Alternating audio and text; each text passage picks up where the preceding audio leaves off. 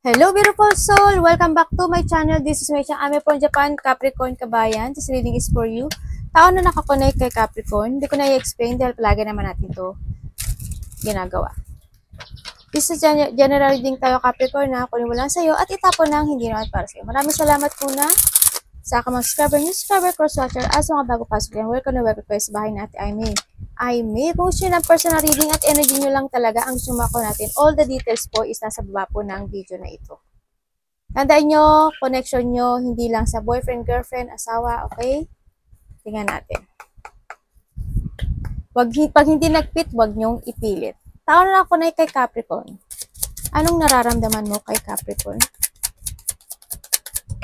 All the details po, nasa baba po ng video ito sa personal reading. Anong nararamdaman mo kay Capricorn? Censored. Bakit?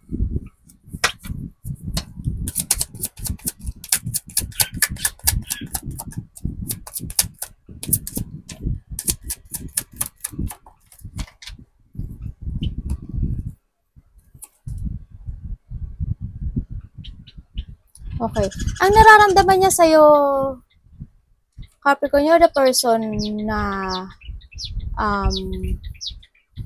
minsan daw ano ba ito? Parang cold person ako nakikita. Marami palaisip. Yan, nararamdaman sa'yo, palaisip ka. Yes, matulungin ka. Matulungin ka, very attractive ka para sa kanya. And then,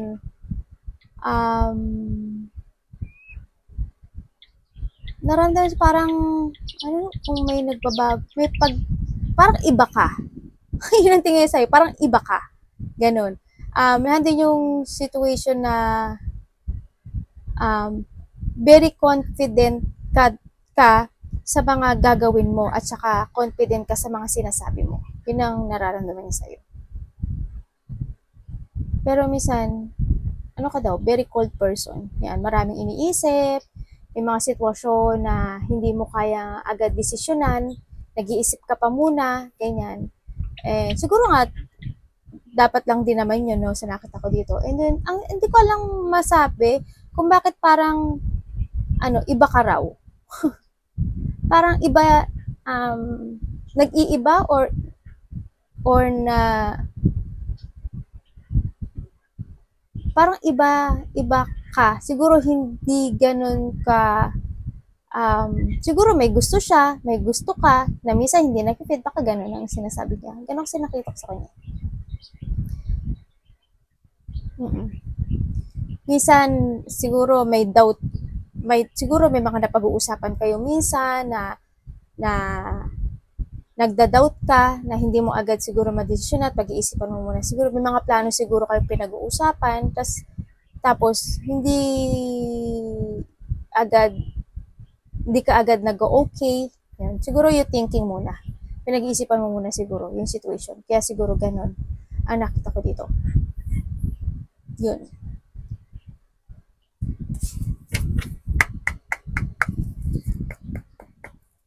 Ba't kaya sinasabi niya dito na parang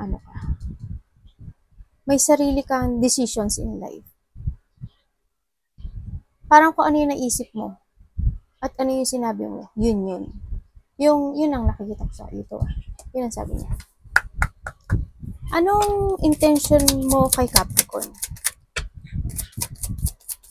Paano na ako connect kay Capricorn? Anong intention mo kay Capricorn? Anong intention mo kay Capricorn? Arte ni ate. Bakit? Bakit intention? Bakit intention mo yan?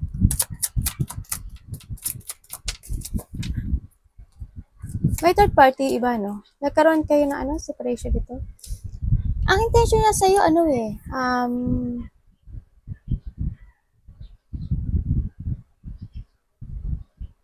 minsan, may mga pinag-uusapan daw kayo na nasasaktan siya, na yun nga, hindi nga kayo nag-fit, ganyan, ang nakita ko dito.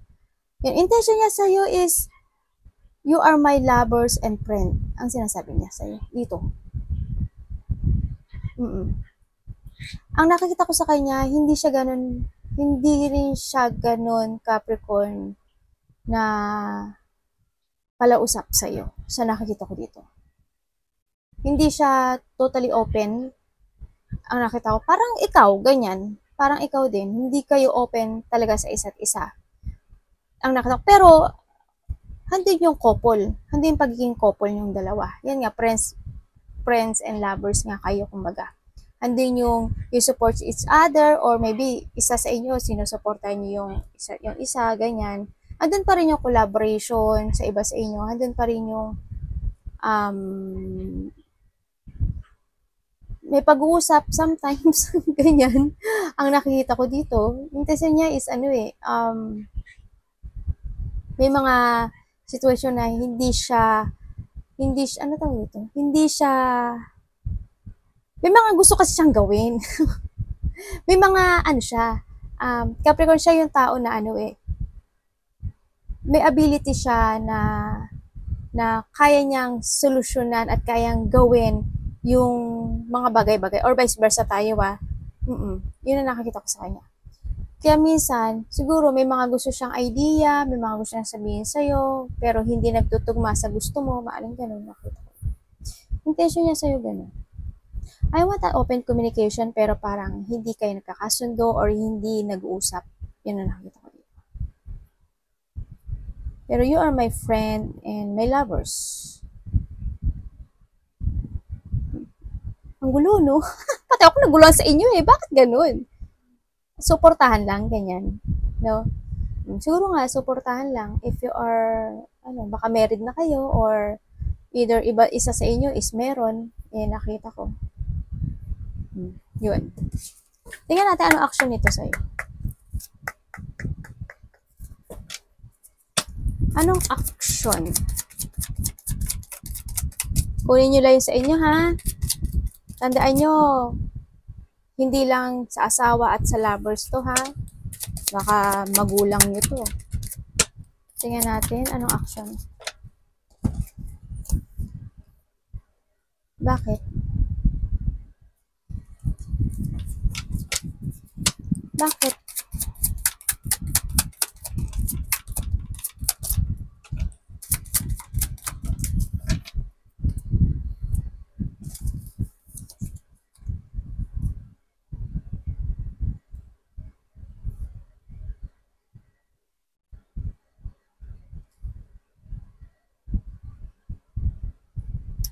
Intention niya sa'yo,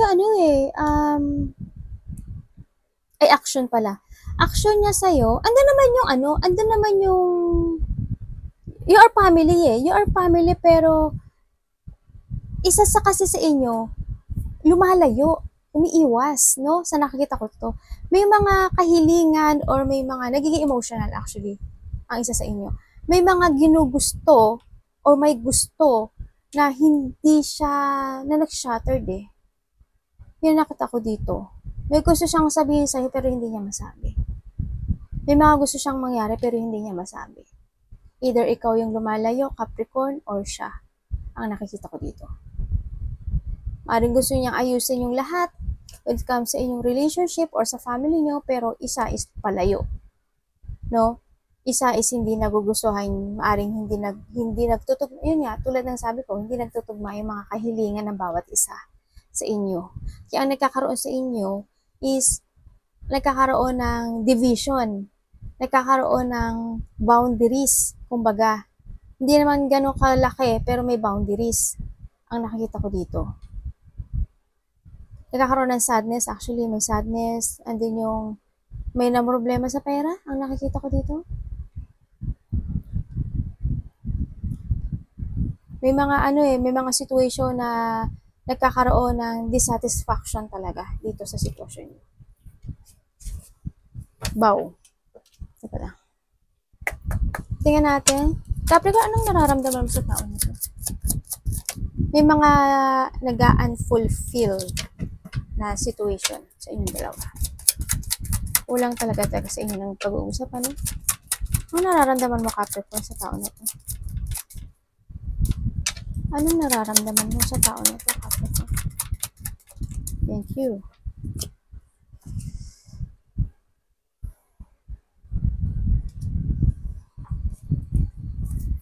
Bakit?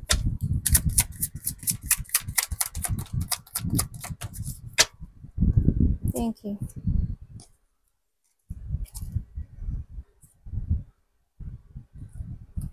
Ang nararamdaman mo sa tao na to, ito yung tao na very emotional, very sensitive, palaisip, tao na maraming burden, tao na maraming dinadalang hirap, sakit, tao na may mga gustong gawin, no? Tao na masikreto. Yun ang nararamdaman mo sa kanya na parang, yun nga, emotional, sensitive, or may mga gustong gawin, maraming katanungan eh. Maraming hindi siya nasa-satisfy. May mga satisfaction, yan, may mga maraming gustong tanungin siguro sa'yo. Capricorn itong taon ito, siguro naisip mo rin. Kaso siguro ikaw nga to, baka ikaw rin yung umiiwas or vice versa tayo. And then, yung nararamdaman mo sa taon nito, yun nga, may palaisip. More on palaisip and more masikreto. Ang nakita ko naman sa inyo, pareho kayo masikreto eh. Yun na nakita ko sa inyo. Yun. May mga situation na maaring ino-offer mo or ino-offer niya, pero iba yung gusto mo sa gusto niya. Hindi talaga nag-fit. Anong pag-uusap talaga, no? Anong nawawala ako sa ano? Ito kasi yung card mo eh. Ano ba ano? Anong hindi mo alam? The blind spot. Anong blind spot ng connection ito? Diba? Kailangan nagbablanko rin si ate. Anong blind spot ng connection ito? Bakit? Hindi talaga kayo nag-uusap, ano? Bakit ano?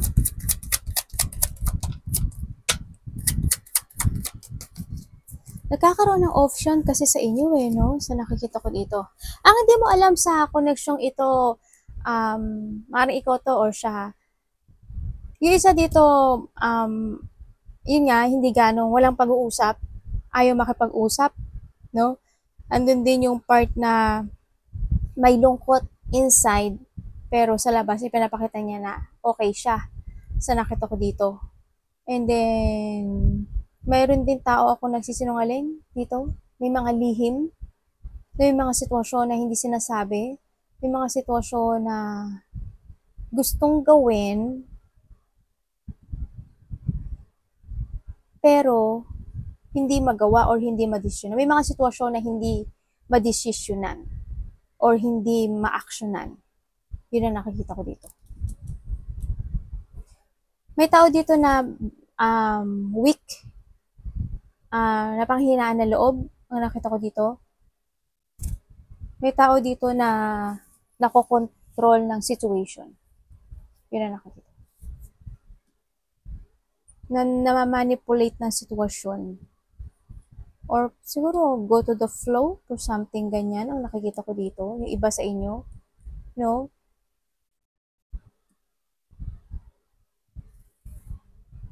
I hope walang nagiging marahas. No, dito. I hope walang nagsasalita ng hindi maganda. I hope pa rin may paggalang. Kasi parang may taong hindi magalang. Ako nakita. Or wala lang talagang pag-uusap. Ang nakita ko. Or madalang mag-usap. Tingnan natin. Ang iyong energy, Capricorn. Anak, ano ba yun? Ano ba yun? Ano ba yun? Anong energy ni Capricorn this September?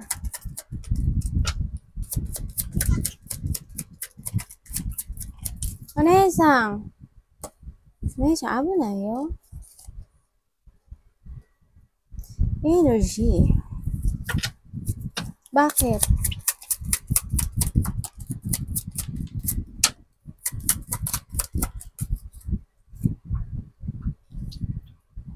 Okay. Ang energy mo, Capricorn, this September is waiting sa pagbabago ng buhay. Nakita ko dito. Andito rin yung part na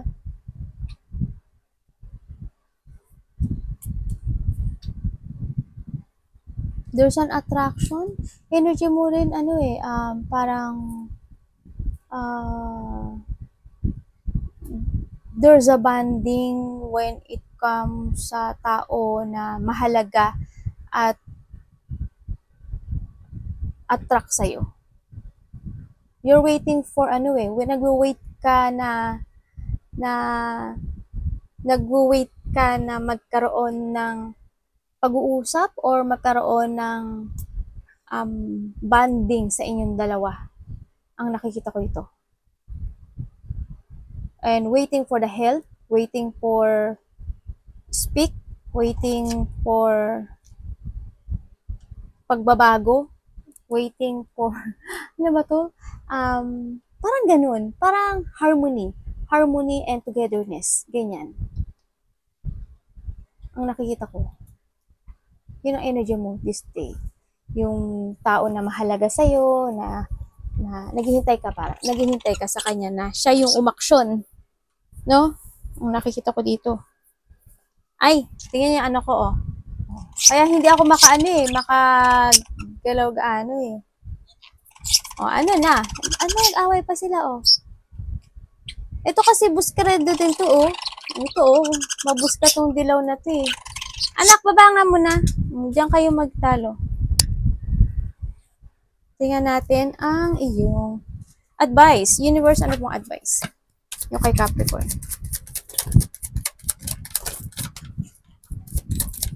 Handaan nyo ha, baka ito is a vice versa. No? Anak, baba. Kulitis. Tingnan, bakit po?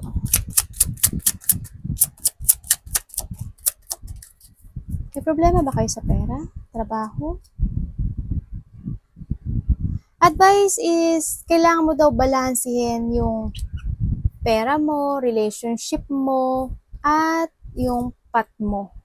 Ang nakikita ko dito. And syempre, advice din is, you need din ng be patient. Syempre, be patient and acceptance, tsaka harmony, syempre. And kung kinakailangan mag-apology, wag masyadong emotional at masyadong mapalaisip. Sa nakita ko dito, you are not alone, and then kung may mga problema ka, you need to share, at kailangan mo rin daw na understanding and balancing, lalo na when it comes to relationship. Ang nakita ko dito. Kailangan balance. Also, giving. Parang give and take. Ganyan, 50-50. No? Ang nakita ko dito. Yun ang, syempre, kung alam mong may mali ka, or may mga sitwasyon na kailangan itama. Tingnan natin. Ang overall energy ni Capricorn. Sabihin ang dapat sabihin, yung mga ganun. Huwag masyadong makimkimin, huwag masyadong emotional. And you are not alone. You are not alone talaga. Kasi more on sad energy ang nakita ko sa'yo, more on thinking, baka hindi ka na nga ganong, baka konti lang ang tulog mo, di ba? Baka night shift ka. Yan, parang may mga sitwasyon na hindi mo ma-accept, yan, ganyan. May mga sitwasyon na, kasi na parang nahihirapan ka, mga ganyan. Siguro minsan nananakat yung ulo mo, yung paa mo, o yan, siguro may mga nararamdaman, may mga iniinda ka, ganyan. Nakita ko sa'yo dito. Kinikimkim mo yung mga nararamdaman mo, emotion. Kailangan mo magsalita. Overall energy. Bakit po?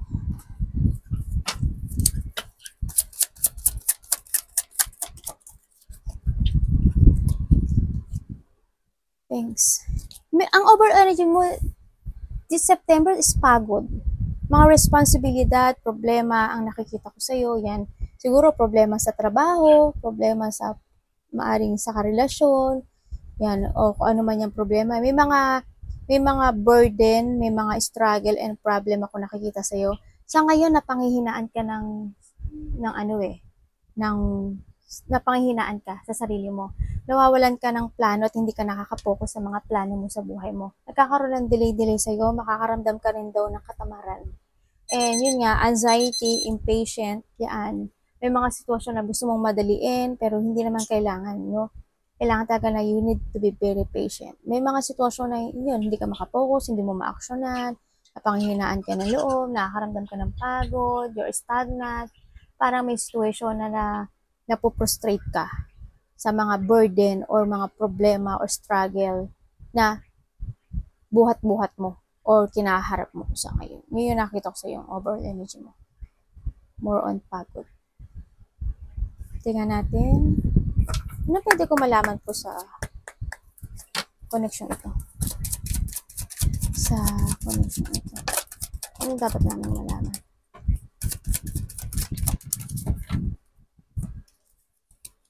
Oy!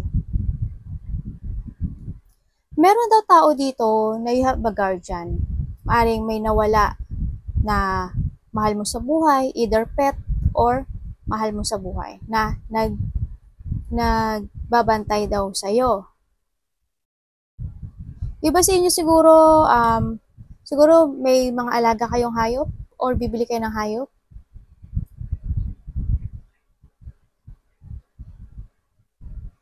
Getting a new pet, giving a current pet more love. Kung may mga pet na kayo, mas more mo daw silang bigyan ng pagmamahal.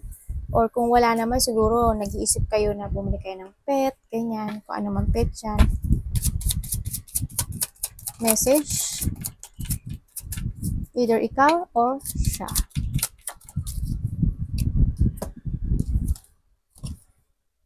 We will be together again. May pag-asa pa naman daw. Finding out the truth, crush in me. Sino to? Sabi ko na nga pa, may ano dito, no? May admirer kasi iba dito eh. Any message? O kaya, na-admire ka dun sa person mo. Ganyan. Hindi naman crush is hindi naman yun siguro ano. Paghanga yun, di ba? Obstacle, ayan na, look for a way around the obstacle to find happiness. Yan, may mga obstacle na kailangan yung harapin dalawa. Nakita ko, the true love comes when you least expect it. Yan, don't expect too much dun sa kapartner mo.